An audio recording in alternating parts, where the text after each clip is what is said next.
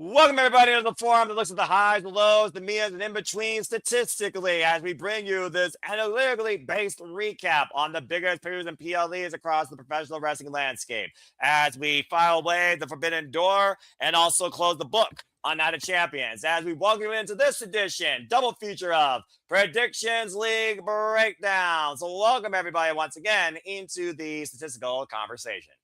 Hello, everybody, and welcome back here once again to the Simple Man's Brand and the PapaGino Network in conjunction with No DQ, as this is Prediction League Breakdown. You know what this is, I'm the Simple Man, the Simple Brand, the voice of the wrestlers for grateful for all professional wrestling. Damn it. And my name is Noel Foster. So thank you all for tuning in, whether live or on demand. Please like, share, subscribe, comment, and tell a friend. And if you want to dictate the conversation, super chat, people that pass as simple as that. And of course, if you haven't already, subscribe to PapaGino 0017. Let's grow his channel, his community today. That being said, salute to you, my brother, because not only is he my fellow practitioner in statistics, he is also now soon enough to be a newlywed. But it's always good to have back here on the forum, PapaGino. Gino, I don't even have to ask you, how are you? Again, congratulations, salute.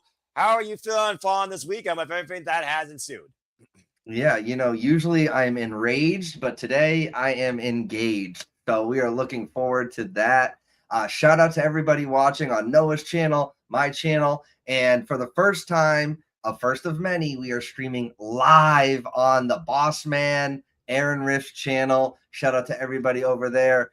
Don't forget, like Noah's doing, we're putting the comments up on the screen. Leave a comment, and we will be addressing that. Let us know how you did, and we're going to break down all of this stuff. What a great weekend we had in wrestling and, in life. So looking forward to getting right into it.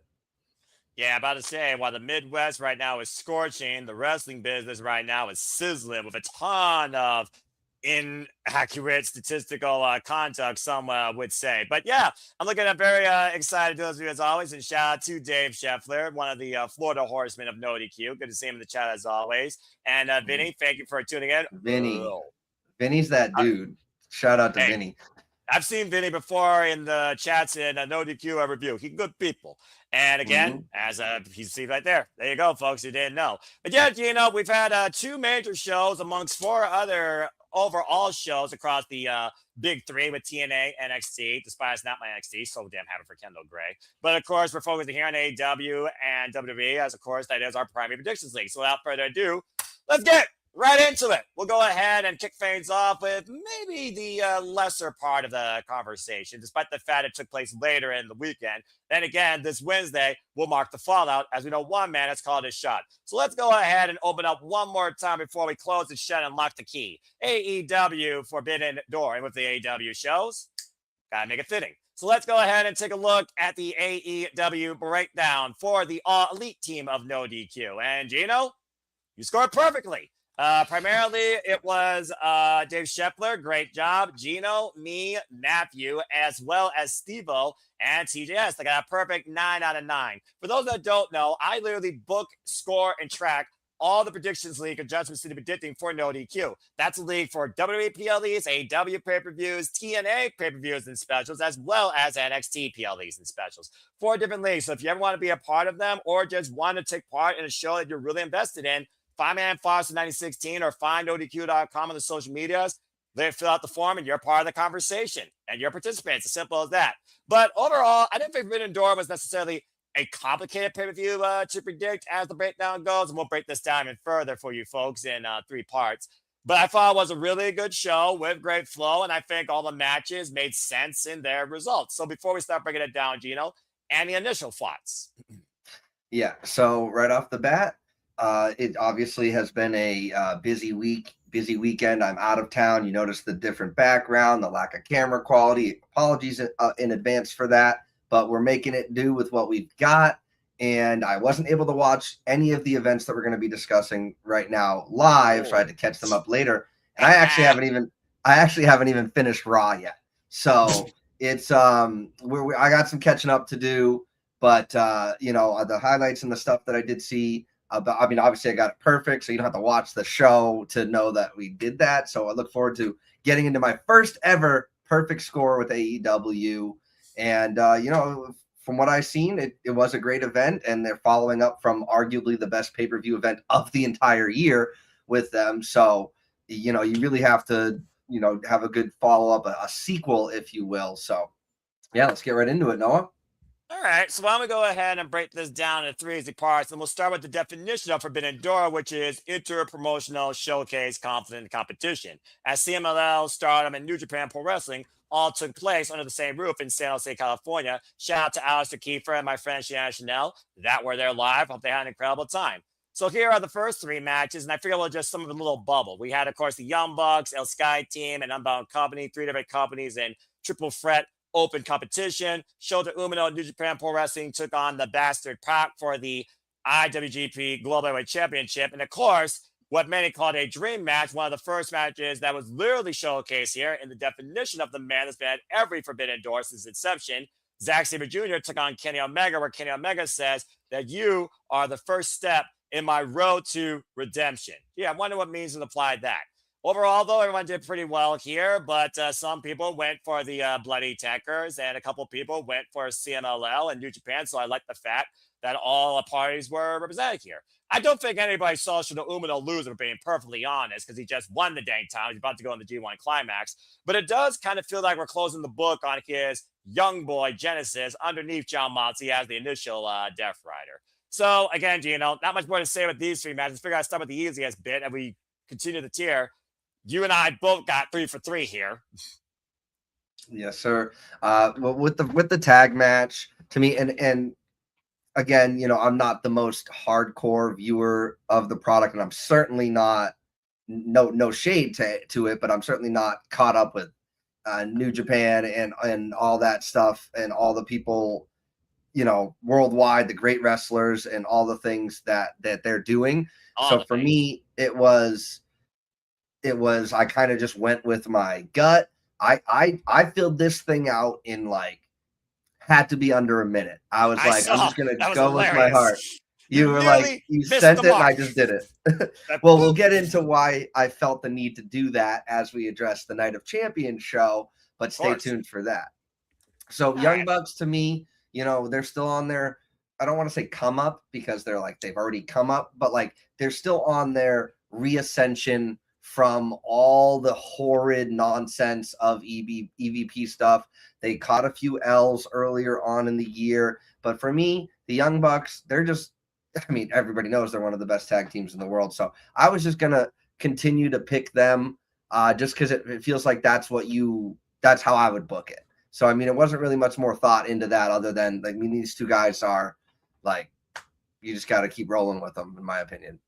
Yeah, and again, folks, predictability in wrestling isn't a bad thing, dang it, especially when it comes to exhibitions sometimes, and what truly was a great way to open the idea of why the show was called Forbidden Door in showcasing the partners. And it did just that. El Sky Team, who just beat Los Fashions and Anomalies for the Ring of Honor Tag Team Championships, was a nice little addition to see represented here. And New Japan Pro Wrestling, Unbound Company. Of course, Shingo Takagi is preparing for the G1 Climax. And stay tuned as me and our Canadian friend Ash, happy Canada Day, by the way, to all the Canadians out there as they celebrate their Independence Day today. Kenny Omega, Chris Jericho, the Bunny, the list goes on and on and on. My friends is Ash and Nick. But overall, with the Young Bucks also trying to put themselves back in the tag team conversation, yeah, you had to consider them being the favorite here, even in an inter-promotional showcase match where nothing was on the line, but maybe simply pride of why we are one of the best of all time. To your point. Straight brainer. It was a lot of fun to watch, though.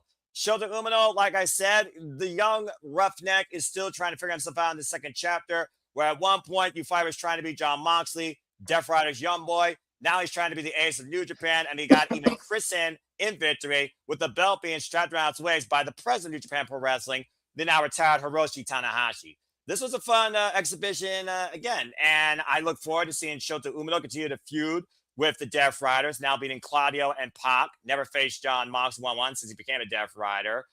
And also, Gabe Kidd is looking to murder him and also take this championship, which will be on the line, by the way, July 6th, NJProWorld.com. So, curious to see how that will affect the G1 Climax if Shota Umino loses that title ahead of going into that tournament. But still, fun first showcasing here, singles wide for the Roughneck. Yeah, and you said it best. Again, I'm not as familiar with him. I did not know he had just gotten the title, but to me, it just felt like this wasn't title changing hands. This is more of a showcase between two athletes and what they can do and getting them on this stage. Because I kind of look at Forbidden Door like, if you watch soccer with the World Cup going on, there are competitive matches and there are friendlies, right? There are exhibition matches, and though there are stakes here, of course, to me it felt like this is just a non-canon, right? Almost like episode of the show where we're just going to show you all that we can give you, and we're going to leave you entertained, and that's exactly what they did. And since I picked the current champ, I'm glad that he won.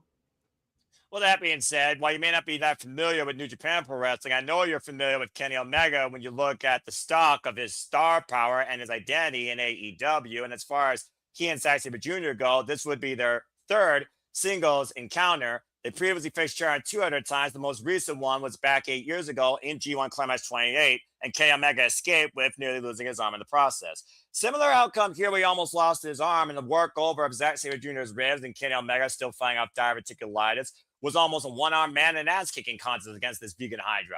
But at the end of the day, the one prolific thing about the professional wrestling business when it comes to finishers, almost nobody kicks out of the one-wing engine when he finally connects with it. And Zack Sabre Jr. has had a pretty damn good record at this pay-per-view, though. Started off against Claudio Castagnoli. He, of course, beat Nigel McGuinness last year, defending IWGP Global Heavyweight Championship. He was involved in a failed four-way for the International Championship. Words, I tell you what. And Zack Sabre Jr. beat Orange Cassidy also at the Forbidden Door 2 years ago. Like I said, he's been involved at every Forbidden Door showcase. So if anyone's been the demonstration of this concept, it's definitely been Zack Sabre Jr. And overall, this was a really great back and forth technical match. But again, the bigger story here, Kenny Omega's road to redemption. If he lost here, it might as well have been game over for the cleaner. Thank you. So to emphasize that point before we move on, I am very familiar with Kenny Omega, not as familiar as I want to be, because I've known him as the best bout machine for years, and even before AEW was a thing. And I just constantly impressed whenever I see him. Like, this is one of those matches that, since I didn't watch it live, I made sure that I was able to at least watch some of this match, some of the highlights and stuff. And I mean, these two guys have great chemistry, but like you said, he should not be losing. If I have Kenny Omega on my roster, I'm building him up constantly. Again, same thing with the Young Bucks, and you'll notice a trend throughout my predictions. Like there are certain guys that, yes, wins and losses matter in AEW, but they really do. But they do in wrestling more than people realize and like to think, because it's staged and scripted, whatever. Like, no, you still need to have wins, and you still need to showcase people who are the pinnacle of your company. And if Kenny Omega can put people over later on, but right now he's on his come up as well. And I'm just, happy that he's healthy and that we get him, because there's been a lot of time off, not because he is vacationing, but because he's been hurt. And there's a lot of times where Kenny Omega isn't able to be on cards, and AEW and wrestling as a whole is better when we get Kenny Omega on our TV screens.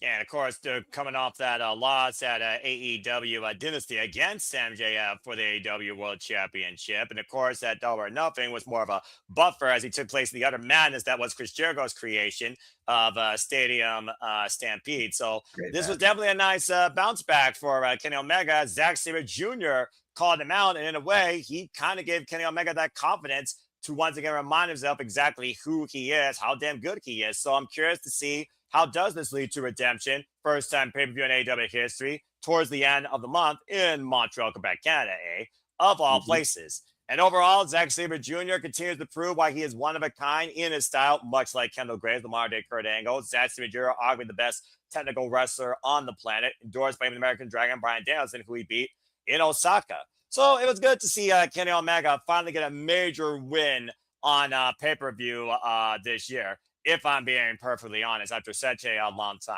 But that being said, that takes care of the Forbidden Door bit of the Forbidden Door, quote unquote. Why don't we go ahead and focus now primarily into the AEW championships? Because they were on the line, and truth be told, One of them did lead to, I think, more tension with a partner to your point. Screw collaboration, screw competition. How about complete and total embarrassment and annihilation? As I talk about Thekla, who is my favorite women's champion right now in the business, that badass is nuts and I love her, took on Starlight Kid.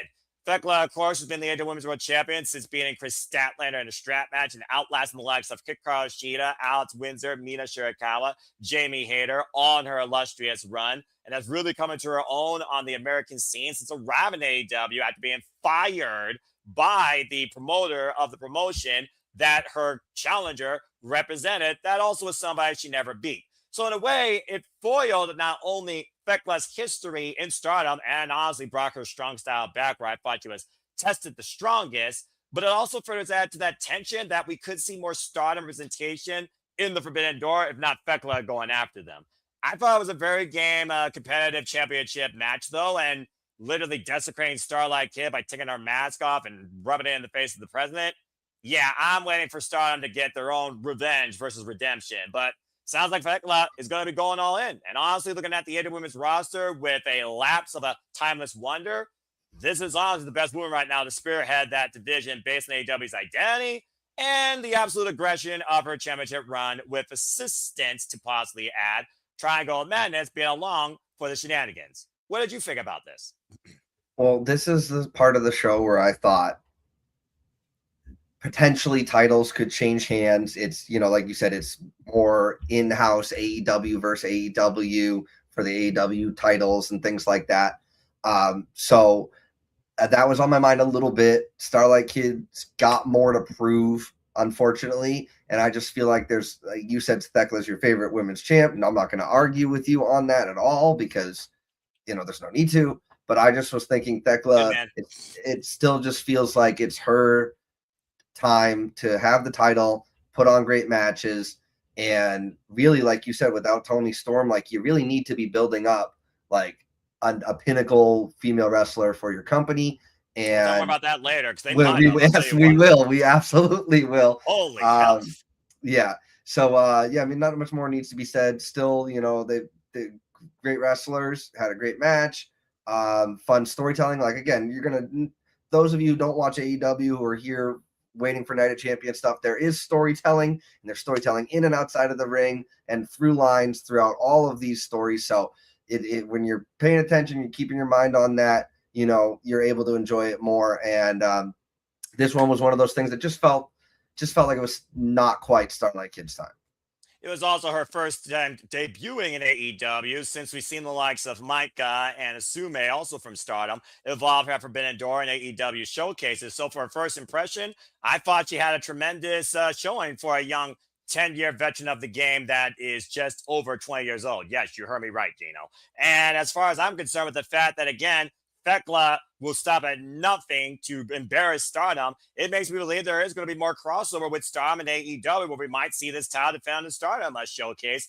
And I wouldn't mind seeing that with Thekla and her unique, aggressive, dynamic presentation as well, and just her entrances that have also kind of taken on a life form of their own.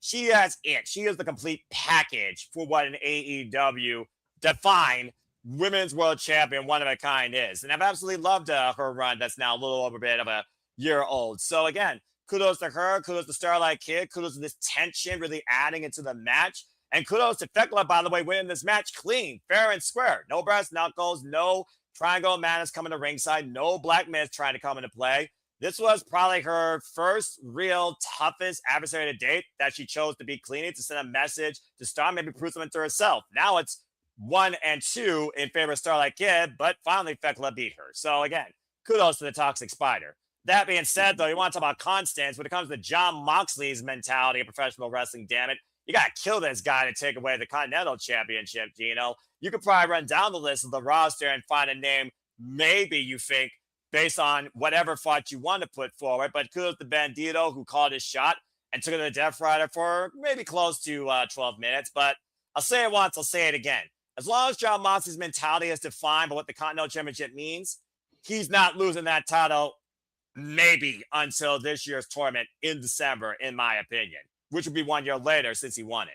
What are your thoughts on Jon Moxley being the consistent standard of work ethic in AEW, day and night, every showcase, taking on all challengers and all rivals, and once again, still holding the Continental title. I mean, at the end of the day, his origins with the Shield are, I think, helping him more than any blood in his matches, right? Like he does still have that star power He because didn't bleed, by the way, in this one. I just want to point that out there. He made Bandito bleed, though. I'll tell you that. Continue. right, because technically the name Moxley roughly translates in English to blood. So, there's going to be blood and stuff, which is fine in moderation and all those things. Not taking shots at that because that especially when I was a kid, like give me all that. But we've seen what Seth Rollins is doing. We see what Roman Reigns is doing. They're at the top. Moxley isn't the world champion of his company, so you give him this title and you let him build this up, and you build Moxley up as much as people want the Death Rider storyline to end and all that stuff. I actually kind of enjoy it. So but whatever. Everyone's their own opinion, man, but I agree with you. Continue. Yeah, like I mean, what are they supposed to do? You got like 4 or 5 people plus like having something to do in a stacked roster. Challenging AEW, period. Exactly. And like you said, he's probably not going to be losing this until the next tournament. And that is the opportunity after he's built this title up. Not that necessarily, I'm not saying it needed to have been built up, but it's going to be elevated by being on Moxley's shoulder. Moxley is still proving that he is one of the best, maybe not like in-ring technicians, but one of the best characters and one of the best professional wrestlers in the business. Yeah. Right. And you do get that pseudo star power again from his association with the Shield, and he was the leader of the Shield. So theoretically, he should be there. They want him to be elevated over Roman, who might be the biggest superstar in wrestling right now. But the superstar versus wrestler, I think, is a whole different concept, but that's a whole different conversation another day. Maybe we'll put that on Major Push, and stay tuned, folks, for the next episode of Major Push Wrestling, exclusive to the PapaGino Network. Continue. Absolutely. We'll do those plugs, and we'll get you guys where you need to be afterwards.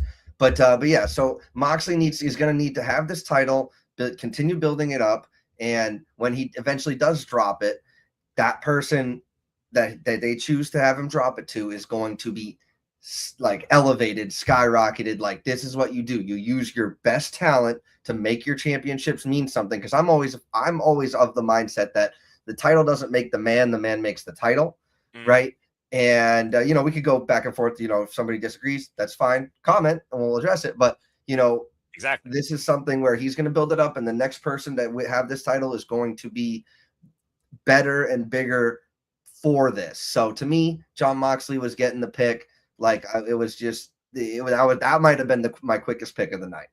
I feel like for everyone it was, because probably almost everybody went with Jon Moxley that night. Bandito's been Ring of Honor World Champion now for over a year. Challenged him Jeff earlier for the AEW World Championship, former AEW Tag Team Champion, and the man just keeps on impressing and impressing and impressing. But as long as he's Ring of Honor World Champion, I also think he's not going to be an AEW champion of some sorts yet. And Jon Moxley, hungry to see this next generation step up, has already defended this title against the likes of Ace Austin, to your point, one of the youngest rising stars in AEW, and a selection of many other names here of all sorts of backgrounds, from El Clone, Hechishero, Seljan Benjamin, Josh Alexander, Kanoze Takeshita, Kyle O'Reilly. The list goes on, in Illuminator and title contingency. So kudos to Jon Moxley continuing to push not only himself, but the AEW roster. And at the end of the day, that's all that these Death Riders want to do. Death Riders versus the world. Everyone else, step up, try and keep up. And so far against Jon Moxley, when it comes to this title, no one's been able to surpass him or keep up. Come close, a couple, but he still holds on to the Continental title. As we literally look at this title now being on his shoulder, 6 months. And every month it's been defended at least once. Absolutely. And, just one last thing, like nothing bad against Bandito. I mean, theoretically, he could be the one to take it off of him. But like you said, and I had forgotten, he also has a title. So there's no need to give him 2 belts. Like that just doesn't feel like it's really in the cards for Bandito at the time. Keep it on Mox, and we move on to the tag match. Well, speaking of, savage nature and young guns, or should I say a different form of guns, let's go ahead and look towards Adam Coleman and Christian Cage, who says that these two, they kind of remind us of ourselves at a younger age, as they defended the titles against the Dogs, David Finlay and Clark Connors. It's amazing how much I saw Clark Connors and David Finlay play out of the Copeland and Christian Cage playbook when it came to isolating the ring, taking advantage of opportunity, manipulating the environment, and also subtly mocking your opponent. So you could tell how much David Finlay and Clark Connors have been following that playbook. And David Finlay, who's trying to put himself over his own father, who never won a world championship. Here he is defining his own championship in New Japan that's currently being showcased today on Shota Umino.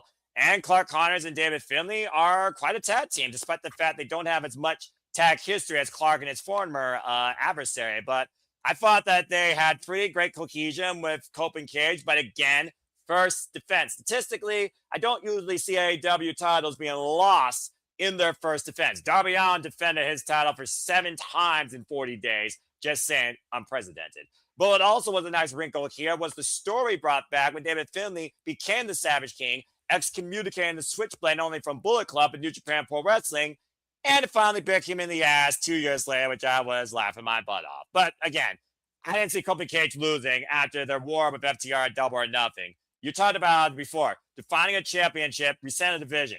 Cope and Cage right now at the top of it, a whole world of possibilities. And clearly the Dogs have different problems to deal with. Guns up. Mm-hmm. And I like the Dogs. I like the way they wrestle. And like, this is the thing, like, you know, again, it's a stage sport and all these types of things. But like, if you're not intellectual enough to be factoring in these things when you're putting together your match and producing your match, like isolating an opponent from their corner and those types of smart plays, right? Like right. Where you're watching it, whether you're a fan or whether you're not a fan or whatever it is, you're like, okay, that's smart. Like you're clearly showing off skill beyond your ability to take bumps or deliver moves cleanly and what have you. But you know, to me, it was got to be Cope and Cage. I had, before giving my picks, you know, like I think a week prior, like I had been enlightened to the fact that Edge and Christian were only tag team champions in WWE for like 147 days or something, which is less than 5 months. So, I mean, that's obviously well known to maybe not me, but like I'm sure they're aware of that. So I don't see these guys losing this title until they've eclipsed that along of a single reign. So to me, it was Cope and Cage. Plus, they're super awesome together. There's no reason to take the tag titles off. You elevating your titles by having one of the best tag teams of all time, who barely even held tag team gold in WWE. That's how freaking good they are. They're crazy still one of the about best that, though, and they're still 10-time tag team champions now. Yeah, and so this is you know, give them their flowers. It's not like a retirement tour, but this is going to be the Cope and Cage elevating the tag division as a whole, because I didn't really like FTR, but after that match with them, I'm starting to come around on them. And I did like the Dogs going into this. I'm glad they didn't win. I thought about maybe picking them, but I'm like, no. Tony's aware of that he's going to want their longest reign to be in AEW, and then that's it. And so it was Cope and Cage until I see an opponent that I feel like maybe even it might have to be the Young Bucks before I pick against Cope and Cage at that point. Well, I mean, prior to this, with all the backstage altercations, the Dogs and Cope and Cage were brawling across the Nate Paquette interview summit with the Young Bucks, and the Young Bucks have put their names out there that they want to hold that goal one more time, become 4-time AEW World Tag Team Champions. And clearly the Dogs are going to have their hands full with David Finlay's past, because there might be a civil war, what used to be Bullet Club War Dogs and the original Bullet Club, aka Bang Bang Gang, by Swisher J. White when he first arrived in AEW. Now the Switchblades back. How poetic, by the way, when he was betrayed in California. Another place in California is where he comes back to exact his very revenge against the man that did it to him. Without a shillelagh this time, just a freaking Blade Runner. That was freaking awesome. And I'm sure they'll be filed tonight. And stay tuned, folks. Here at the Sip Up Studios, we will be covering tonight's episode of AEW Dynamite with the fact that we have 2 unique firsts. So stay tuned for more on that. But that being said, now we talked about kind of the medium point, which again is just AEW centric. Let's talk about now what was the whole purpose of this show, that was indeed defining what are we going to see towards the AEW World Championship more immediately, and particularly who's going all in. And what were the more polarizing matches, most polarizing matches of the night? Let's talk about the Owens. You know, I'm just going to let you talk first, because as you can see, Maya Ward, Mercedes Moné, not necessarily unanimous, but the fact that there was this hope for somebody that previously was just, okay, she's part of a tag team of high end. They just got signed to AEW. They're doing great as a tag team. They have these exhibitions. They've taken chance these opportunities. Good for them. They've also had these singles matches here and there in Ring of Honor and AEW. Heck, Hyan's been fighting with freaking talent from Marvelous. But a girl coming from tragedy who lost her brother that brought her love forward to professional wrestling, taking a chance and literally knocking it out of the ballpark when she's only 3 years involved in this dance with controversy or not, cringe character or not, you cannot argue with Mercedes Moné's resume. That was one of the damnedest freaking levels of competition and trials I ever saw Maya Wolf face in her life, and Moné for that matter. And one of the hardest worked women's matches in AEW of all time. What was your thoughts on the Hit Girl's chance against the CEO? Because clearly you and I picked right based on star power. But the key thing for me, I looked at Collision. Athena and Mercedes both want to own AEW. That's the dynamic with them there. Athena owns Ring of Honor. But Athena pinned Maya's partner. Mercedes just mocked. There was no way to really tell Mercedes getting the better of her challenger, really. And in AEW, they sometimes don't go with the 50-50 booking narrative of who's got the momentum going into a show or before I can, etc. And that's what I also love about this company. I almost picked Maya, but at the end of the day, I got to look at blank versus blank. What sells more tickets? What's going to be a bigger attraction, especially worldwide, considering you have worldwide championships? I had to go with Mercedes Moné. You basically said it all right there. I mean, it's very synonymous with what we're going to be talking about with the end of the King of the Ring finals matches, and the reward for doing so is title opportunities, and they're building to big time calendar events, both of these companies. And to me, Mercedes, obviously, she had her, 11 total championships on the cover of the magazine, doing all that stuff, and slowly but surely been losing them. And like we talked about at the beginning of the show, predictability is not always a bad thing. And for me, like, Mercedes Moné needs to have the AEW Women's World Championship at some point, and you need to build her up to that, whether she gets it because of this win and whether she wins it immediately, who knows? But you got to continue to give her quality wins and build her back up, because she was getting a lot of hate for collecting those belts and whatever, not defending them and whatever. Meanwhile, these companies were giving her the belts because it was like, we need the star power. So like, don't blame her for being a star that people want to pay to come to their company. So I never understood the Mercedes Moné hate for the last couple of years. Like, that was mind blowing to me. But it's got to be Mercedes Moné. She's back. She's coming in. And we talked about earlier, building up the women's division. And now that Toni Storm is on the shelf for indefinitely. Because honestly, Willow and Toni were my first names to think about when this tournament was going to come back. And of course, Toni being out because of a bloody murder. Willow was my first candidate to actually win this, because I think Willow being resigned, Willow arguably is the biggest, I think, favored, if not connected, babyface in the AEW Women's Division. And her against Thekla, yes, please. Yeah. But so I get that. And ironically enough, Mercedes took Willow's spot as wild card. The very woman she took her first title from that defined her AEW career. So much long-term statistical dynamic connects Moné to the Owen in the way she got in this year and the way that she won. Now the only two-time consecutive Owen winner. Now she goes all in, second year in the row, and all in last year, to your point, was the start of the CEO's downfall, her first loss, and her first chance for the AEW Women's World title. And if it's me, I'm booking her to win it, personally, right? I might even have Snoop Dogg play her to the ring. I don't know. We'll have to see. But Mercedes Moné, hats off to her. I mean, she's really making the most out of her post WWE career, and I'm very happy for her. Boston gal, we all about Boston here.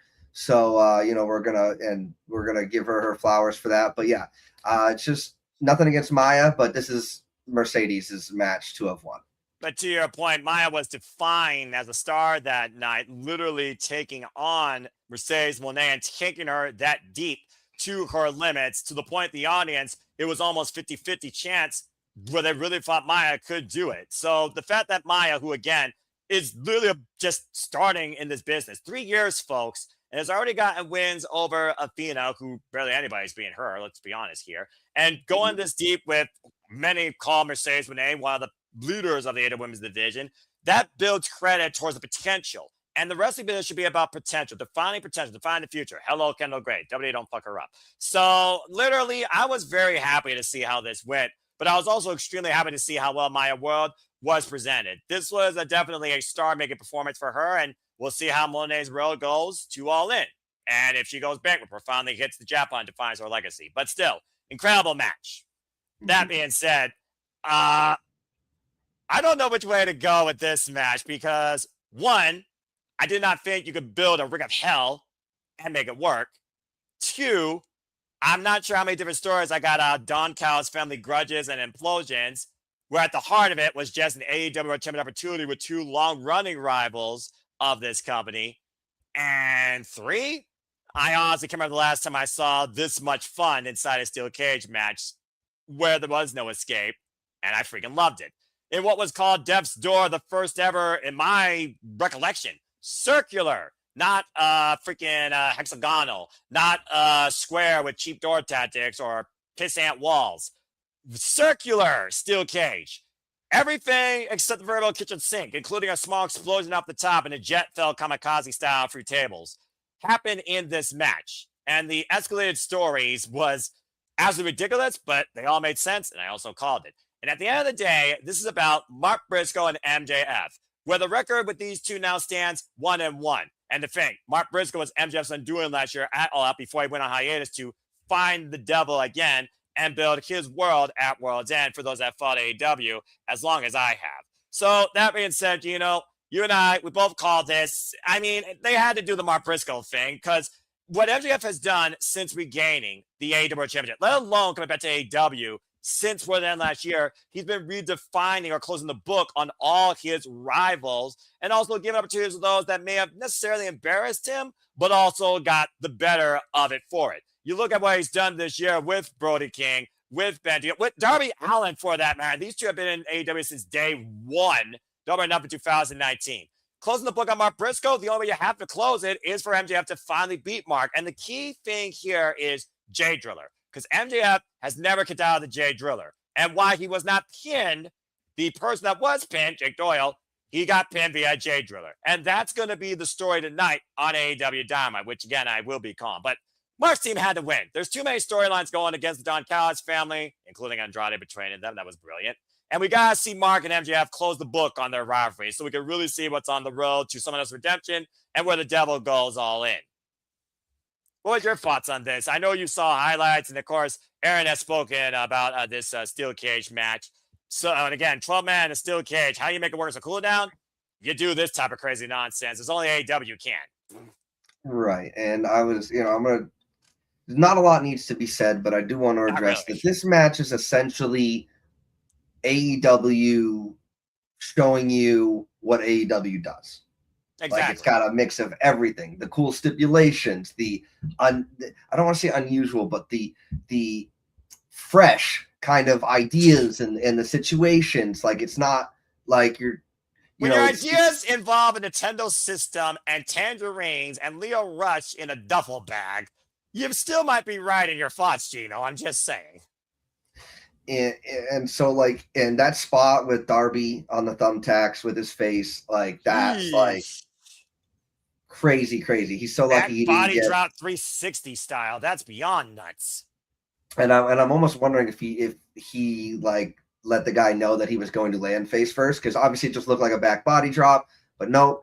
And he could have had his eye poked out. Like Darby Allin is a crazy son of a gun, and he loves doing this. He's not doing it for us, he said. He does it for himself. And if it's the last thing he ever does, it's the last thing he ever does, and he had fun doing it. His words, not mine. But at the end of the day, the stipulation told us all we needed to know. If one team wins, they get something. If the other team wins, they don't get anything. Okay, well then I'm going to pick the team that has something to win to continue the story. Briscoe's team, as much as MJF, anything he's associated with should not be losing. This one made sense because of the stipulation, or the however you want to refer the prize if Briscoe's team won. So it was pretty easy for me, knowing that was going to be on the line. And another element that also added to MJF's downfall is the fact that the tensions that he's grown with Andrade El Idolo ever since House of Glory, and also literally berating this man and trying to literally walk him around like his own burro, as Don Callis has been trying to control the agenda of all his Don Callis family members. And much like Konosuke, who came to his own light finally at Double or Nothing after the betrayal of what he thought was the closest friend of family, Kyle Fletcher, and both those men took out each other, while Okada and Konosuke still have tensions. And there was, of course, a little bit of confrontation, miscommunication with Proto Okada. Tells me we might have a triple threat there. And, of course, Kevin Knight, you realize you made an enemy out of Darby Allin for life. There's no hiding from him now. So clearly that's going to be a TNT championship match. And Darby Allin is literally one of the most notorious TNT champions. Andrade, though, finally sticking it to MJF and Don Callis at the same time was icing on the cake. And that alone should have been enough for people to say, okay, Mark Briscoe's winning. So it wasn't just the fact that Mark Briscoe gets the chance. It's the fact that MJF's karma came back to literally, well, in this case, knock him the F out with a freaking spinning back elbow and telling Don and MJF to F off Andrade El Idolo. So there was too many factors here that went in Mark Briscoe's favor versus MJF's favor. And that was an easy prediction for me. But I loved how much continuity was brought forward here and how many more matches and stories were teased when it comes to AEW versus the Don Callis family, because that's really what this came down to. Yeah, if this was, and you mentioned Nintendo earlier because of the match. If this was Nintendo 64 days, this would be, we had NWO versus WCW. It would be AEW versus the Don Callis family. Not sure how you'd fit it on the cartridge, but before we go on to the main event, what they've done with Andrade, basically building him up from the ashes of being fired for honestly being difficult to work with when he was in WWE. It's kind of crazy how they've got these people. I mean, he's doing his thing with the ladies ringside and whatever. And like, that's, this is what one of the great things about wrestling. You could hate somebody freaking 5 minutes ago, and now you're their biggest fan just from something story. Hello guys, they're telling stories, and that's just beautiful. So yeah, I mean, not much more needs to be said about that. Yeah, this was a storybook on steroids, and I freaking loved it. And if Death's Door becomes the annual thing at Forbidden Door, okay, I'm for it, because this was bloody brilliant. I didn't know you could. I just hope it doesn't turn into War Games. Has to happen. We had to find a way to get a bunch of people into it. I agree about that. Like that. As long as that doesn't happen. Yeah. Well, here's the thing. As long as it means something with the people that are involved in it, and again, there's like 4 or 5 different storylines with the 12 men that were involved in here, then I'll accept it. If they can't do that every year, then be smart. Because if there's one thing that the entire industry is guilty of, it's over killing a gimmick. Facts. And right. So yeah, take us to the main event here. Well, everybody has said ad nauseum, quote unquote, it was Will Ospreay's tournament to lose. The biggest story in AEW is the rebirth of the aerial assassin, with the training of the Death Riders at the forefront, his arch nemesis. This time last year, the man had his neck broken by Jon Moxley. Came back for revenge at Revolution. Got his chance at Dynasty. Nearly lost his neck again.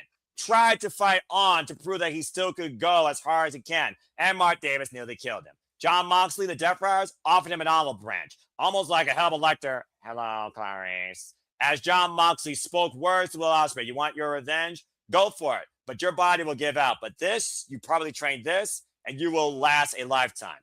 And Will Ospreay didn't take the shot. He took the offer. We have seen Will Ospreay now trained with the Death Riders, and Jon Moxley constantly reinforcing that you are not what you were before.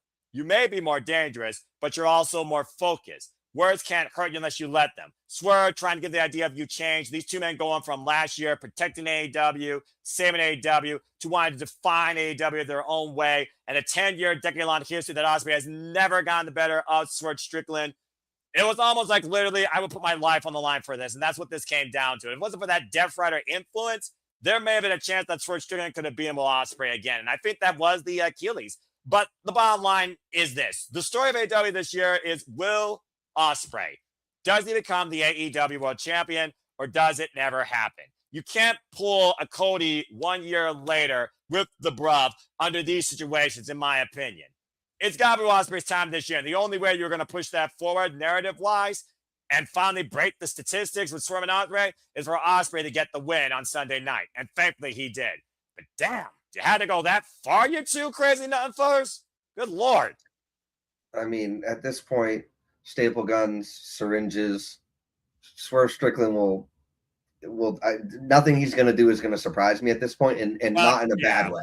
And right? Will Ospreay, same thing because of how much he pushes himself. Because again, last year he was in the same spot. He lost the finals, and how fitting that these two men pulled back on him and Adam Page in this match to try and really be the undoing of the other. But again, they said themselves on Dynamite, we set a measure. We set a bar. Ospreay and Swerve definitely do that. They set a certain measure in AEW, to say the least. I mean, dude, every time I watch Will Ospreay wrestle, especially after his broken neck, I'm just like, bro didn't learn his lesson.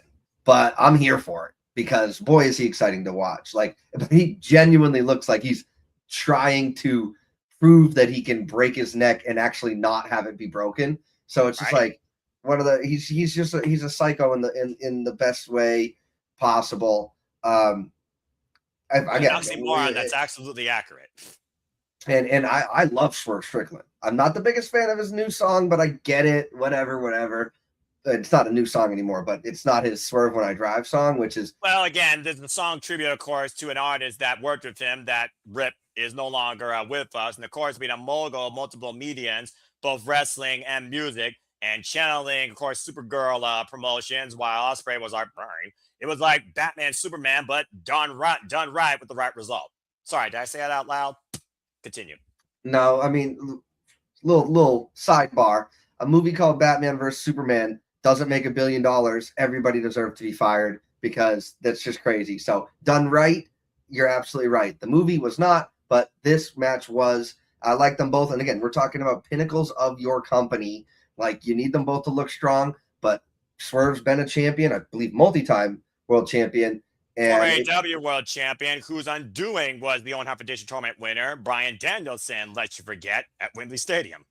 Which, I mean, Swerve has no problem putting people over, and that's what the business is about. It's building people up. It's your rising tide raises all ships. And, bro, the Will Ospreay, I mean, if you want to call it predictability, we don't. If and when he wins this title in London, like, oh, it's just going to be freaking electric. One of the loudest pops of all time. I can see it now. And the only way to get there is with this result. So for me, I was picking it almost to will it into existence. No pun intended. But sure, Gino, sure. He'll be here all night, folks. Not all night, though, because I'm playing with you, hypothetically speaking. But also, the other thing is, Jon Moxley, when this started, he literally says, all I ask is that we follow this to the end. This is not the end. This is only the next chapter. It started with Ospreay's training. It started with him winning the Owen. Now it escalates from here in what could be the final chapter. As long as Jon Moxley and Will Ospreay are somehow connected in this pursuit of Ospreay going after the AEW World Championship, we are not done with this, and you are not halting this. No. But yeah, man, nothing more really needs to be said. I mean, I think that just because I got all of them right for the first time in AEW Predictions League history. Congratulations, bruv. I also think that those were the right choices for the industry, for the company. And I'm just really happy that, they don't swerve us just for swerve's sake. The pun heavily intended on that, like we see in an adjacent promotion. So right. I'm glad that they're going to deliver, give the fans what they want. Don't wait on something, because if you wait on something in this industry, things change so fast. Like, and it's not even striking while the iron's hot, but it kind of is. But it kind of isn't. It's just like it's like extinguishing it, honestly, and just trying to cook on it again before you make it go into a different fire. Mm-hmm. So you and I got perfect scores. Here's the full breakdown of the event, every match, and everybody here giving their predictions. And let's see how the score levels out for the year so far. Well, I mean, again, we are still in a dead heat, of course, pun intended. Of course, we are halfway through the year. But that being said, here is the All Elite League of No DQs leaderboard. And once again, you all are chasing me right now. I'm in the lead, but Aaron is right behind me. He's at 30. Dave's doing very well, along with Steve-O. And Oofman, by the way, of course, we'll talk more about him at the other show. You're in the middle, but again, when it comes to the margins here, it's still very much anybody's game as we are halfway through the year, knowing that we have redemption now added to the circumstances, as well as All In. And of course, Wrestle Dream, Full Gear, and World's End, which I believe completes the entire calendar year for AEW pay-per-views. And of course, the Galaxy, the All Elite Fleet. Shout out to my friend Ashley, who is currently leading. Sorry, Ash, you've been beat right now. Three-way tie up in the top with Christopher Ross and Jordan Johns. But Ash and others that I know, including my friend Kyle, who was a previous All Elite League winner, and my ATW crew, King A-Train, everyone's pretty much doing very well. And I love the fact there are so many different one-point dynamics in this league. So I hope everyone continues to enjoy All Elite Wrestling as much as I do, not only in watching it and covering it, but simply predicting it. Absolutely. And yeah, so that brings us to the end of AEW Forbidden Door. Thank you guys who have tuned in for the AEW. We will be addressing Night of Champions here in a moment, but don't forget, this is a good as time as any. Don't forget to go subscribe to Noah. Come subscribe to me. If you're watching from Aaron's channel, if you're watching from Noah's, go to Aaron, go to me. If you're watching from my channel, go to Noah, go to Aaron. You know, we're all this one big happy family, and we love being able to bring you guys this content and make watching wrestling even more enjoyable by being able to do these predictions and break them down and get in the minds of each other. So it's a lot of fun for us. We hope you guys are having fun watching along with us. Yeah, and again, anyone can participate in these predictions leagues. I welcome all opinions, all predictors, all walks of life, in and out of casual, hardcore. If you call yourself a sicko, I just call myself a simple man. Basically, any fan that you want to call yourself when it comes to professional wrestling, damn it. That being said, let's go ahead and shift gears now and change the landscape as we head to Saudi Arabia and break down Night of Champions. And that being said, let's go ahead and take a look overall how Team No DQ did.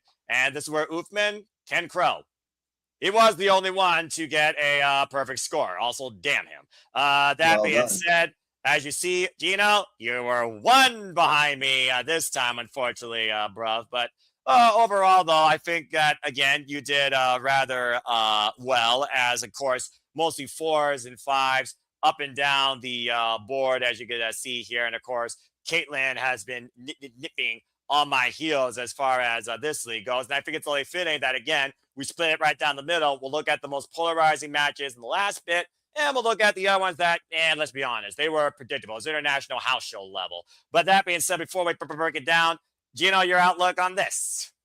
So, as you know, but I'm going to let everybody here know because we don't hide anything. We're not going to sugarcoat anything. I was extremely busy. I hadn't watched SmackDown. I hadn't watched any of predict. I did try and watch Noah's Simple Predicting. Shout out to that channel. She plugged. Yeah, nice. But I hadn't been in to every second of WWE like I usually am throughout the year. I'm on vacation, doing things in life, it's always good. I'm outside touching grass every now and again. But more people need to do that. Seriously. Sorry, continue. For sure. But I mean, you know, you like wrestling, you want to sit inside and watch wrestling all day? Fantastic. But I was unable to kind of get that wealth of information that I want to use to make an informed decision pick. I didn't look at the betting odds. I didn't look at any of this. Noah's putting the pressure on me to get my picks in because I'm driving down to Boston for the Red Sox game and I don't have my picks in. Y'all forget losing betting odds on predictions. It's so damn foolish. Continue. But Caitlin did that last year, and look how it turned out for her last year. So there's kind of a precedent that's been set. But small precedent. It was a 1 point gap. Continue. Right. You're absolutely right. However, I like to use all that information. I don't just pick what they're saying. I like to see where the odds are and see, like, if it's even, there might be the opportunity for an upset or whatever. But I didn't get to watch the show live, and I didn't hit send on my predictions. So I had to get them in when I realized that I hadn't done it. I was like, oh no, but I hadn't checked my phone. hadn't checked anything. I did it with honesty, because if I did check my phone and did all that and then sent in my picks after the event, you'd best be believing you'd be seeing an Oofman-like scoreboard up there. The only issue is there are a few things that I probably would have done differently had I watched the entirety of SmackDown and thought about some of the stuff. So we'll get into all that. But yeah, this was another event that WWE glorified house show in Saudi, but not really, because you don't see stuff like the main event sometimes in house shows. So we'll see when we get there. But we had our mirror of the Owen Hart finals with the King of the Ring and Queen of the Ring finals. And those were both on the free ESPN first hour, if I remember correctly. Yes, they were. Yeah. And I was like, what? So to me, we'll get to Oba in a second, but we'll start off with Io Sky versus Liv Morgan. We'll start with these three. Yeah, we addressed it on Major Push Wrestling and No DQ Review and all those great shows that we do together and that we watch from our fellow friends in the No DQ bubble, if you will. But they booked themselves into a corner with this one. Either Liv wins and challenges nobody because, or she challenges Rhea, but Rhea doesn't seem to be healthy. Or you have Io win and then she challenges Rhea, but she doesn't seem to be healthy. Or Io wins and then challenges the person she just beat, which is why you don't freaking have a current champion in contention for the prize of fighting a current champion. Yeah, this is not the G1 Climax. You're not New Japan, all right? Leave it to the professionals, but continue. Speaking of professionals, Danhausen came out and all but assured us that we were going to be correct here. And I was just like, not Danhausen. Damn, not Danhausen. Continue. As soon as he did the curse, I was like, this is how you get out of booking yourself into a corner, but like, just don't do that next time. No big deal.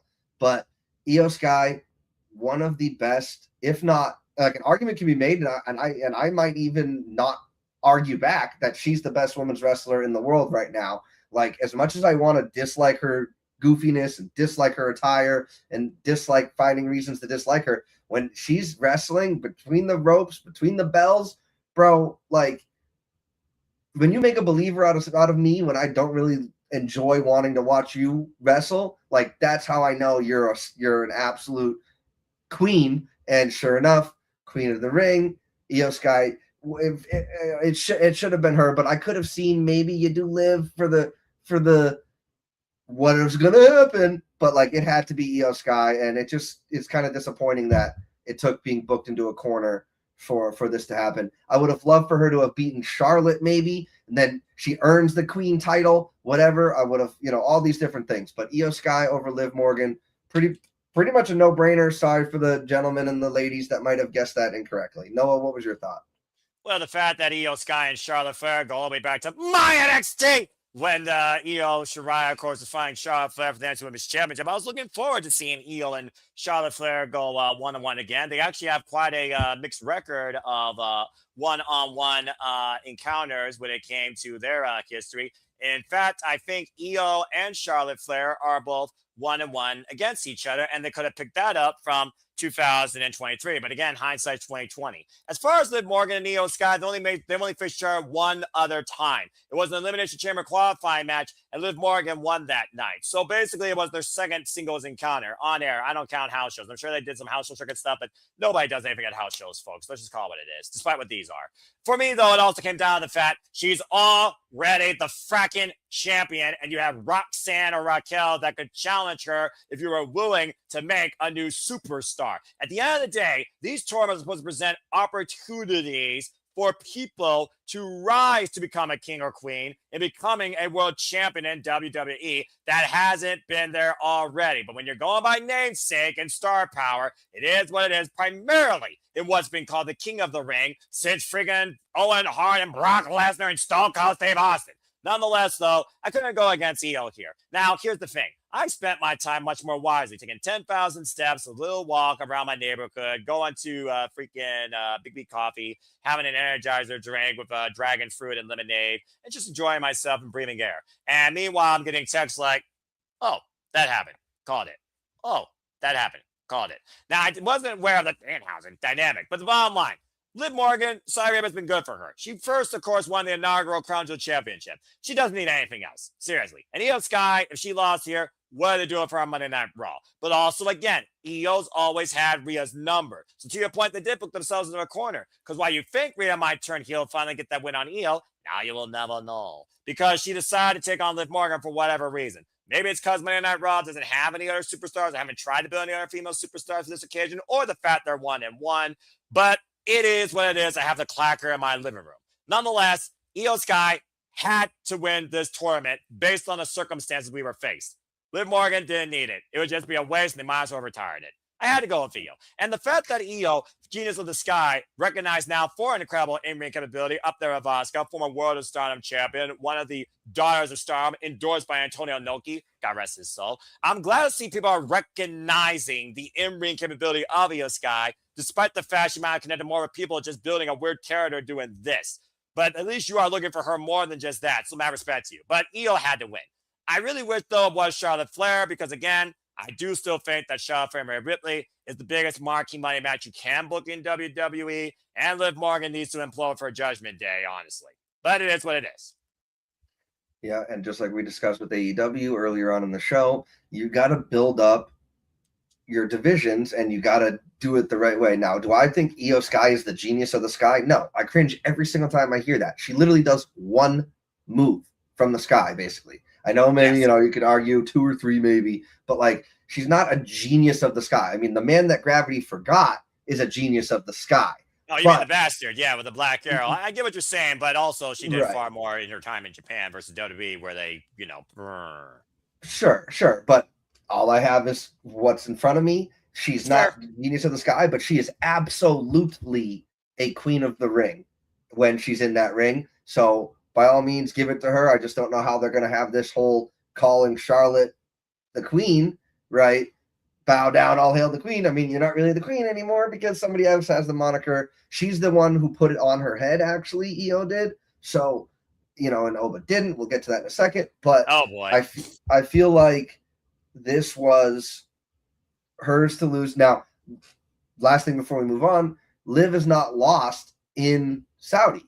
So to me, I was like, Are they going to keep it going because they love Liv? But at this point, just because your fans in that one arena love her doesn't mean that she needs to keep winning. It was better for the story for Io to win. Streets are meant to be broken, Gino. Well, except for Io and Rhea, but that's another. Well, yeah. So we'll get to that.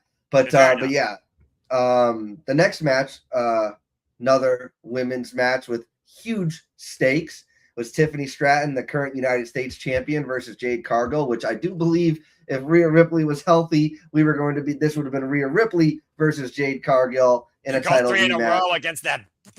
Jeez. I'm a huge Jade fan, period. But to me, Tiffany Stratton and I'm starting to really not like Tiffany Stratton. Like, I'm not going to get into it here. We'll save that for another episode of something. But to me, it was just major push of Gino's wrath. Continue. Yeah, I just I mean, somebody mentioned it. I believe it was JJ mentioned it on the last week's show. Like, it's almost like she's in the wrong industry, but that's all I'm going to say. So Jade Cargill should have probably won because Jade Cargill needs to be continuing to do Jade Cargill monster heel things, but she's frankly beneath a mid-card title, in my opinion. So I went with Tiffany Stratton, shenanigans, obviously. And then, but yeah, Tiffany Stratton, it could have gone either way for me, but to me, it was Tiffany Stratton. They're not going to have her lose to Jade for a title again. Like, that's just, there's just other things. I mean, she's got the thing going on with Chelsea. She's got the other stuff. Jade is elevated. I know Tiffany's a former world champ, so is Jade. I just didn't see them pulling the trigger on Jade here. It just feels like just wasn't going to happen. So anything else, Noah? Jade is mid, pass, moving on. Okay, in all seriousness. Look, seriously. It felt like you were being serious when you said that, though. Well, kind of was. I'll be honest here. That world championship run was mid as it could get. She was posing more for a Maybelline magazine cover and never got on the cover versus being a champion for THQ, Team Level Badge. You can create a Saints Row video game. So this was literally just an excuse to further push the narrative that we're going to get Flair versus Cargill, which will at least give Jade Cargill something. And I guess keep Charlotte Flair the world championship picture because people might get tired of her trying to beat her father, where she's already a 15-time world champion. Yes, I do count the NXT team and the butterfly belt. Blah. Bottom line, though, Tiffany also just got it back. So she was not going to lose it here. And right now, the dynamic they're trying to build with bringing an entertainment value to Tiffany with her and Chelsea Green, my true leader of America, as we approach the 250th anniversary. You have to keep this going. And right now, Chelsea Green, it's okay for her to be the goofy protection / fall girl in this dynamic. So Chelsea Green, Tiffany Stratton, and Charlotte Flair. It's funny. It works. And hey, it gives us 3 women that takes down Jade and her team of baddies and keeps, I guess, BFM and Meacham out of catering.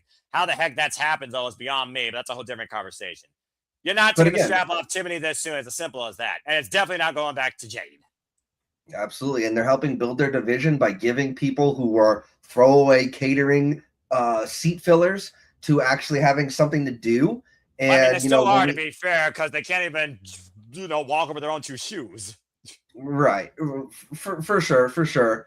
But, they're giving BFAB entrances now, and there are things, people complain, don't fire people, just let them sit in catering. And I'm arguing, is that better? When you're a wrestler, you want exposure. So at least they're getting on TV. They have nothing to complain about. And hopefully this leads to an elevated, we all know Miriam Meechin is a great wrestler, part of, does the Styles Clash now, history with AJ Styles, all that stuff. So I just want to see them elevated. It would be nice for one of them to potentially be challenging for mid-card titles, because that's what I thought we were going to get when they had the mid-card titles. But I understand now there's a whole new Grand Slam, Triple Crown, however you want to look at it. It's so stupid. Just call now it you got to have stupid. It is, but I'm not against the ladies having a mid-card title or 2 no, to but go for. But the fact that the mid-card is for the top tier to go after for whatever reason is stupid. Right. Kind of like people saying John Cena doesn't need the Intercontinental title. His legacy is what it is. He doesn't need to be a Grand Slam.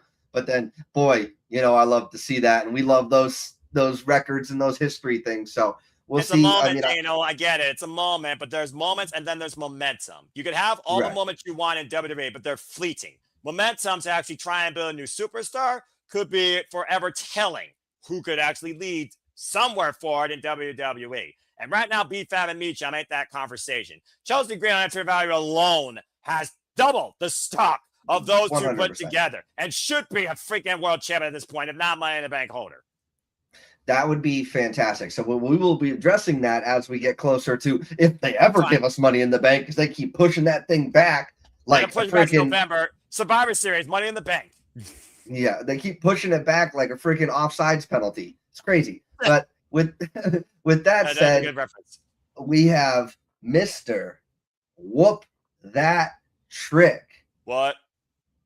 He is such a freaking star. It's frustrating that he's not going to be in the world title conversation, because I wanted that going into WrestleMania season for him at SummerSlam, but he's the United States champion, still doing his stuff with Little Yachty. Again, nobody's complaining about Little Yachty. Shout out to the Travis Scott haters, which I'm also one of them. But anyway, I digress.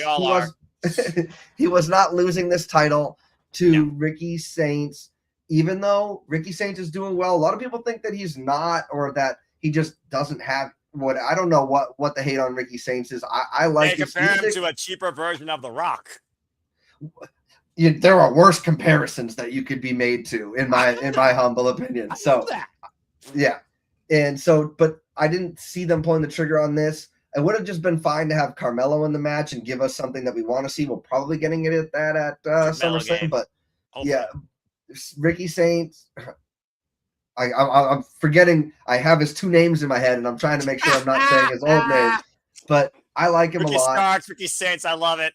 Right, and it's funny because I hated the name Saints when he transitioned into WWE. Right. Either way, he's a great wrestler, great talker, great heel worker. He did a lot of great heel work Yeah, this was heel in the versus match. heel, technically, if we're being honest here, because Trick Williams has all the pomp and circumstance of somebody that believes he's above everybody.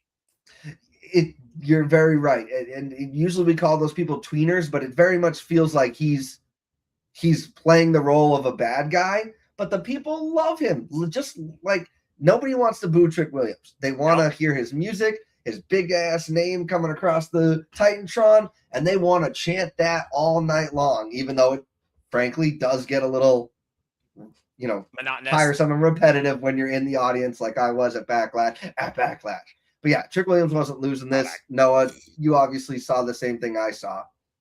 He's going to whoop that trick until somebody named Camille Hayes or either Dragunov takes that title off him. And considering their storied history in NXT, that really pushed Trick Williams to that next echelon, that made him a bigger star and a better competitor. It's as simple as that. As far as the Men's United States Championship picture, if there's somebody that is not formally involved in Trick Williams' path to take it off him, I say you do some of Royce Isaacs. I really want to see Royce Isaacs maybe pursue this, honestly. And I think they both have a unique story, unique dynamic, bigger, powerful man versus the more athletic, charismatic gentleman. I think that will be another story in itself. But yeah, Ricky Saints beating Trick Williams, it felt too close as saying freaking same polarizations actually can attract when in a world they don't, unless you're trying to implode freaking physics.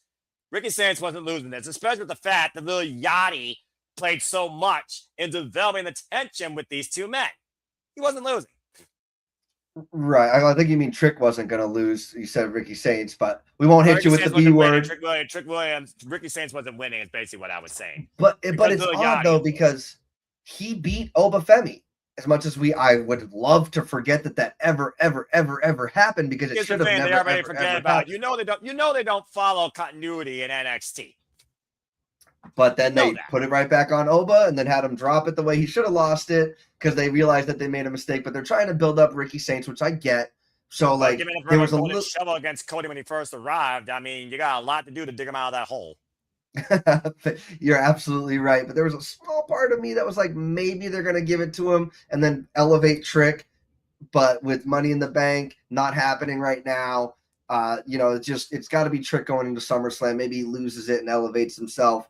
But yeah, Trick Williams is other than Obafemi, Trick Williams might be the most over, like, I don't even want to say new. He just might be one of the most over people in the company right now. So he wasn't losing this.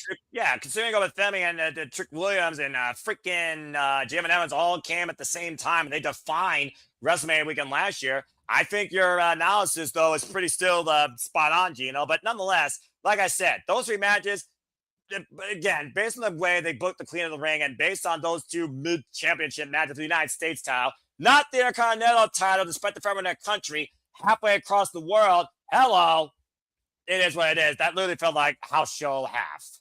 Yeah, well, that's the problem when you actually give mid-carders the mid-card title. You don't feel like there's enough star power in their name because the Women's Intercontinental Champion is Sol Ruca. And she's been, as much as we love her, they're either not booking her correctly or she's botching her finish. And like, so they clearly don't trust her, I feel like.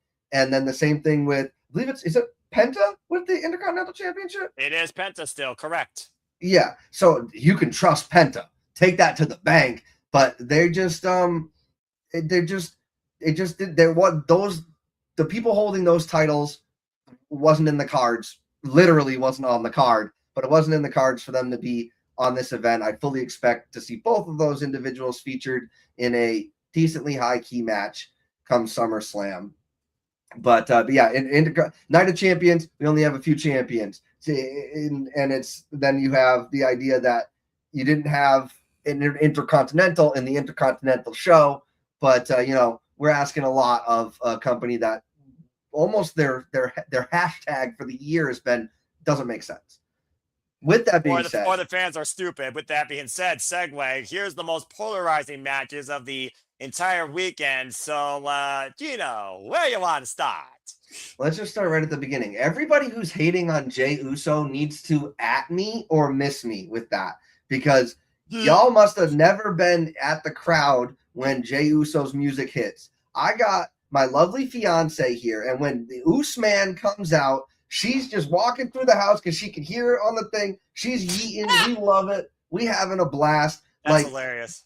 He's selling merch. He's getting people to do the thing. Like, he is over, despite whether you like him or not, despite whether I hate the fact that he freaking gets winded so bad at his entrance that he has to come out first so that he has time to breathe and catch his breath for the second person to come out. But the end or of the he day, runs it back and makes himself even more winded. Let's just also put that out there because he which did is that. Hilarious.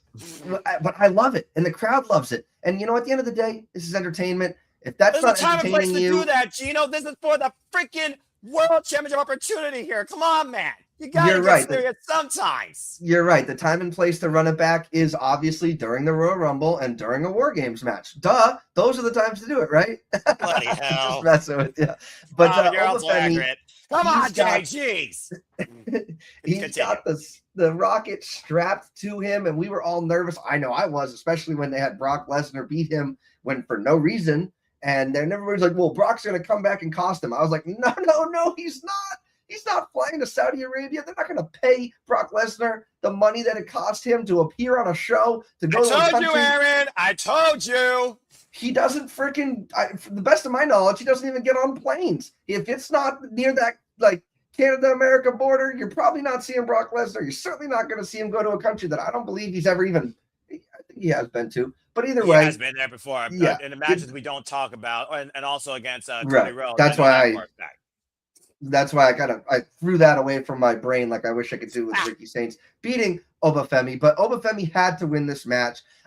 We did have that topic on Major Push, though, about would WWE think it has more drama to have Jay and Roman both hold titles in this new bolstered, strengthened bloodline storyline, but which everybody hates. I don't. Again, here we go. But Obafemi had to do this. This was a great showcase. Jay was hitting him with his moves. It was a little bit of a longer match, which I think you kind of book yourself into a corner when you have. Yeah, because Obafemi doesn't usually do. Jey Uso doesn't usually do that type of stuff against people the size of Obafemi. I'm just saying. Yeah, and I hope that people are going to start putting respect on Jay's name because he's beaten. Because going into this, I almost picked him because he's beaten beaten Braun Breaker. He's beaten Gunther. He's essentially beaten John Cena, right? So I mean. I wouldn't put it past them to do that. But if they dropped the ball and gave Oba a loss, it would not have been due to Brock Lesnar interference. And I didn't see that happening. It was Oba or bust for me on this one. Yeah, like straight up, let's just call it what it is. The fact that he's coming off Clash in Italy where he only has Brock Lesnar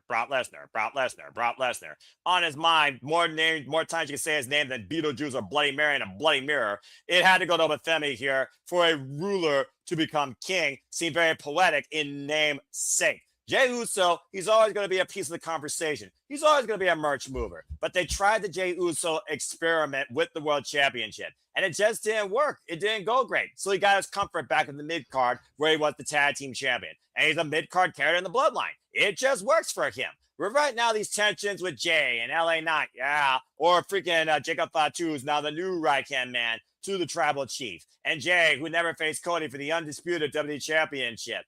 It just felt like to me that you had so many more avenues besides Jay becoming king of the ring. Same thing could be said for Obafemi, because either way, we knew there was a definitive for Obafemi. It was going to be Ola versus Brock free. They're 1-1. You don't leave that up in the air, period. It did not need to go through King of the Ring to literally squander this for someone else, young, up-and-coming, never got a world championship opportunity. Jalen Evans, Ethan Page. Thank you, because I haven't finished Raw. Sorry to interrupt, but I haven't finished Raw. Well, spoiler alert. It does. No, but I've seen the beginning, and I'm just missing the last 20 minutes with Roman and said stuff. But if the idea is to not, because obviously they know that they're booking the third match for Brock and Oba. Like, do we really need Oba to win King of the Ring and then not challenge for the championship when the entire time you're talking about the winner of this gets a title match, the winner of this gets a title match at SummerSlam? It's like, stop saying this stuff if you know that that's not true. Doesn't make any sense. Have Seth win this thing. Like, I get it. Like, you need something. And then we'll talk more about that in our next match. But continue. Right. But like, I love this. It's just crazy. But at the end of the day, if it wasn't Obafemi, I might have stopped watching WWE because what are we doing? Literally the one crown in your company you've already just destroyed. But hey, they haven't yet. He's still the ruler. But now the ruler can be called king, even if the king doesn't wear his crown necessarily. And now he's not wearing even more, considering it's just put on the shelf for opportunity later. So yeah, there's so many more for Jey Uso. He didn't need this. There's a definitive path for Alba. He didn't need this. This was the match they booked. You had to pick Alba in the decision, Right. despite the fact it was the first time ever one-on-one. It's as simple as that. But they It's still as simple as botched that. this tournament. Period. For sure, on both the men and the women's side, in my opinion. But one thing they didn't botch, Noah, Thank goodness. that Seth freaking Rollins versus Braun Breaker match was Braun Breaker's best match of his career, in my opinion. Now, Wow. I said before, I didn't do my like necessary information collecting and product viewing going into this. You know, Had I done that, I would have been like, of course it has to be Seth. He hasn't won a pay-per-view match in months. Of course you're going to get – I just figured – I picked Braun Breaker because I was like, maybe Bronson Reed comes back. But this is me like fantasy booking myself into a freaking shoot, brother. And that's what happened. I went with Braun. I should have picked Seth. And if I had the opportunity to really sit there and think about my picks, I probably would have picked Seth. I know everybody wants to be like, oh, Gino, you're full of it. You didn't get it right, and you're trying to justify why you would have gotten it right. Maybe I am, but that just made more logical sense. And yeah, exactly. But what a great match! That whole I could do this all day, Captain America, freaking like, and that one shot where it's bleeding. Like I said it in the chat, and I'll say it here for everybody to listen to. You don't need to put badass on his clothing. Show, don't tell. When you have it written somewhere, you're telling. When you have a freaking guy bust open and still look there like a freaking brick house, like maybe shot of the year, maybe single shot of the year so far was that shot, and like that's badass. That to me took me from not liking Braun Breaker and not being a fan of the shtick and all this stuff.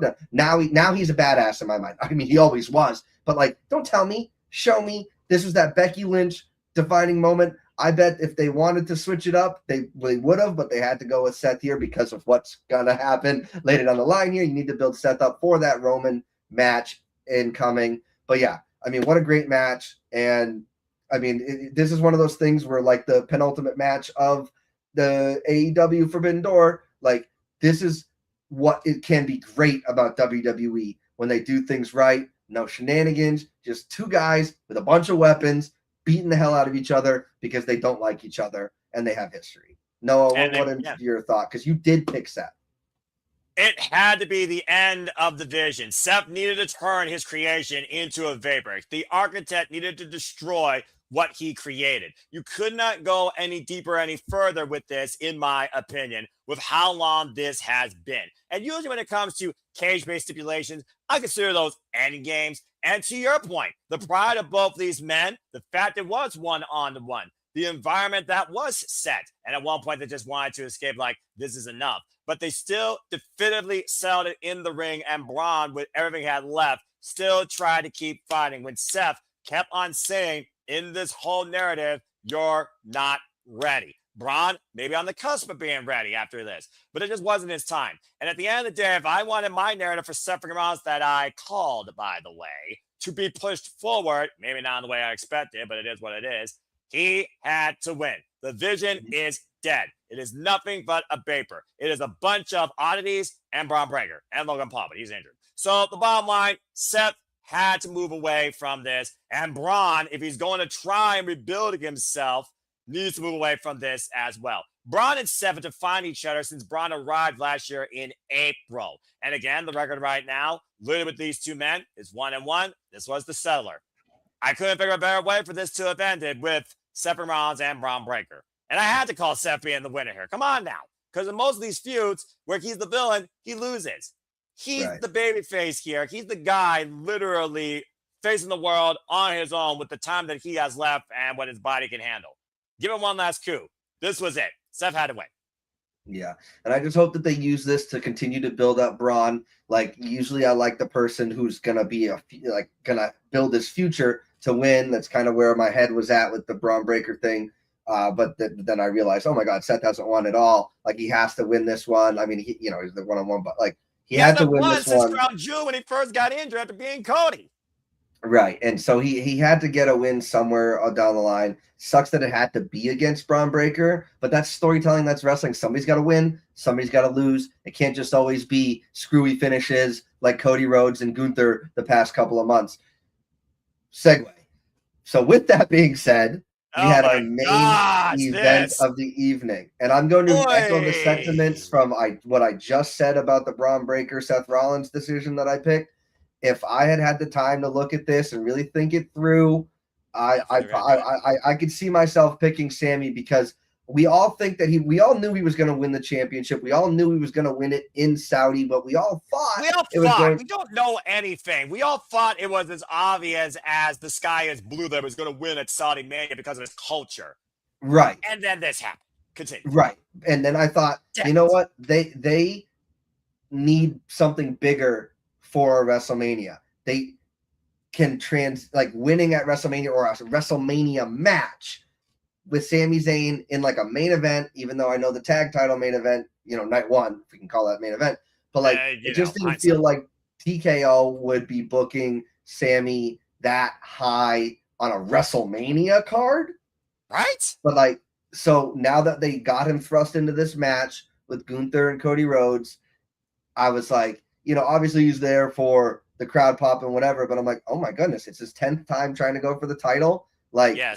He might actually do this, because you can't keep having Gunther lose. So I thought either Gunther was going to beat Sammy or Cody was going to beat Sammy. I didn't think Gunther was going to be on the losing side of the decision. Exactly. I was going with the heat aspect of Cody pinning Sammy, because this whole idea of QB1, Nepo baby and title, etc. Continue though. I mean, that's basically, it's basically it. I mean, you had to give it to him here. Now you can take the strap off of him freaking before SummerSlam if you want. He's been a world champion. He's got that under his belt. All those types of things. It's freaking great. But yeah, Cody, it just didn't seem like they were taking the title off of Cody Rhodes, despite the fact that he freaking does not need the title. I love Cody. I think he's great for the industry, but he does not need the title. Let some people who not that he doesn't deserve it, but let some of the other people just get built up and earn that and deserve that. Sammy's been fighting. The only thing that sucks is that Kevin Owens wasn't there to embrace him afterwards. But if this leads to a Kevin Owens comeback and they fight for the title, boy, would that be an NXT Black and Gold Originals absolute dream, Noah. But I mean, this was I was shocked with the finish that they chose for him to go over. And I was spoiled before I saw it, because Noah had sent me the picture of Sammy winning, and he was like, I'll be damned. And I was like, is that Photoshop? No, because he told me I got one wrong, and I got the Braun Breaker thing wrong, so I expected Cody to win while I was watching it. And then I was like, oh, no. But so it was a great time. Sammy deserves it. I don't know how long he's going to have it, so enjoy it. But at the end of the day, I wasn't alone. You and I were both on the same page with Cody's keeping it till SummerSlam, and we'll figure that out later. But no, Sammy deserves it, but I just don't see him in a high-profile matches moving forward. Like he's awesome, but he's not like super drawing star power. But yeah, so that's anything else to add to the Night of Champions, Noah?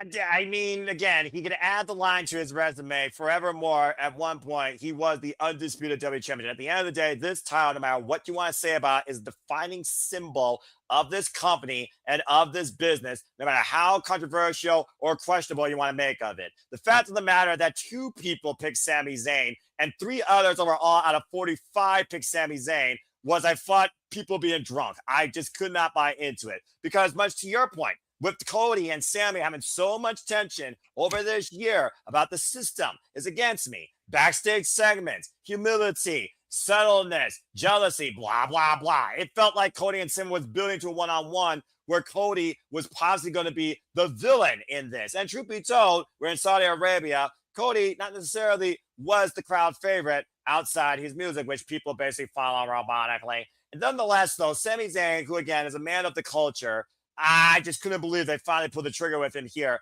let alone pinning the champion via Raw, which tells me everything I need to know that Cody and Sammy is going to happen. And I should have thought better about Gunther just being the buffer here because they built that tension with him and Nick Aldis. And it's been talked about that Nick Aldis might have one more match in him. How fitting for the career killer to be the defining man to kill the national treasure, former NWA world champion.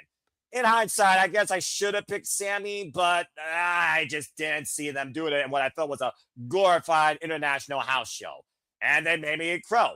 Now, again, let's see how short this happens, how it is perceived in the States, which they haven't come back to yet. And let's see when Cody, who I believe will inevitably get it back from Sammy. Because at the end of the day, I see Cody as undisputed WWE champion on the marquee for SummerSlam, not Sami Zayn. But kudos to Sammy. Definitely a hardworking man. Career waited for this and worked for. He deserved the moment. And at the end of the day, WWE is about moments for an Orville Regenbauer popcorn bag. And at the end of the day, they added another. The match, it was what it was. And I'm sure the follow-up will be more of the same. But yeah, Sami Zayn and Kevin Owens were back in the NXT black and gold era of attitude with their rivalry for 2016. Yes, book it in Canada. Take my damn money. Highly unlikely in all likelihood, though, as Kevin Owens is still recovering. How fitting it would be for a KO show to be over Cody Rhodes and Sami Zayn to build this tension with friend that he once fought for the title and friend that he took his first title from NXT title. But again, WWE doesn't book that smart. Either way, congrats to Sammy, but damn it. I really thought that it was going to still be with Cody. I really thought. Yeah. And, simply put, it's as simple as that, as a wise man says often.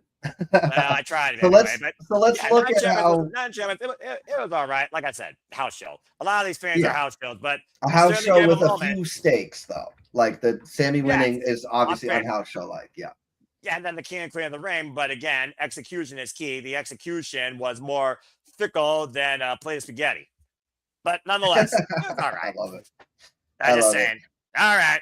Well, let's go ahead and take a look at the leaderboards now for the Galaxy and Team No DQ. And again, I don't know how this is happening this year. Y'all are chasing me. And Caitlyn right now, she's falling behind. So I got a little bit of a gap, which makes me feel a little comfortable about myself. Gino, you're still very much the win this, though, as one show can make or break. I lost like 5 points on TNA Slammiversary. As right now, you're up there at 37, which means you right now have literally the 5th highest score overall from a points database. Again, Uthman, great job. You're the only one that did perfect that night. And again, we're halfway through this year, so it's still anybody's game. And as far as the Galaxy, inaugural Galaxy winner, the Giannis Michael Wayne, still very much in the fray, 1 point behind a freeway tie with the leaders. Adrian, Chaz Rods, and my friend Joshi, not to be confused with Yoshi. And Ashley, of course, who's leading the All Elite League. She's also in the top tier, tied for our second with Greg Aldis. If you know, folks. And there's Michael Wayne. So again, I hope everyone continues to have fun, engaging, conversating, and above all else, simply predicting. But, this race is still far from over. We're at the halfway point. We are at the halfway point now, officially at the halfway point of the year. But yeah, dude, this has been a lot of fun. We Noah and I, love doing this for you guys. Noah puts in a lot of work, so give him his flowers. Shout out to Noah.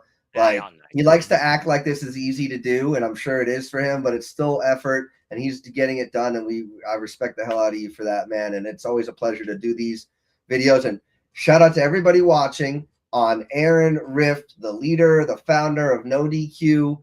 He's the reason why we're all kind of being brought together here. And if you're watching on his channel, don't forget to subscribe to that channel, and also come check out me at PapaGino0017 on the YouTubes. And then we've got Noah. Yeah, there I am doing Major Push Wrestling. Not tonight, Wednesday, because we had a double feature to get through. So you'll stay tuned on the Major Push Wrestling. But, we'll probably either have it tomorrow or next week. But, so much enjoyment talking about wrestling with Noah. And if you're watching on my channel, go check out Aaron Rift and go check out the Simple Man's channel. The links will be in the description of our videos for that. So Noah, explain to the people where they can find you. It's always a pleasure, Gino. And again, salute. If people want to try and find me, they can go, if they choose, on the X and on YouTube at Foster1916, where I, of course, literally am nothing more but a simple man and a lifelong fan of professional wrestling. Damn it. Again, shortly here, I'll be switching gears from analysts to commentators. We'll be coming to tonight's episode of AEW Dynamite, where we will crown a brand new TBS champion, and Mark Briscoe will challenge MJF for the AEW World Championship. Stay tuned next time for Major Post Wrestling and No DQ Review. You never know when I may show up in and out here on YouTube. And of course, this weekend, the weekly Mario conversation of wrestling match that is the Saturday Shenanigans. Me and JJ sometimes double team that. And stay tuned, of course, for further to the things and further Prediction League Breakdown Showcase. As always, let to conclude, there are no winners, no losers, no betters, just fans with opinions with this passion we all share. So at the end of the day, folks, support one another, respect each other, protect your mentality too. Treasure your families and just enjoy life and enjoy professional wrestling. It is truly as simple as that. That's right. And as always, we'll catch you on the next one. Bye-bye. And with that being said, make a positive impact in life. Have a good night, and thank you for tuning in as we break it down once again on the Predictions League Breakdown. With that being said, have a good night, folks, and we will see you next time. Goodbye.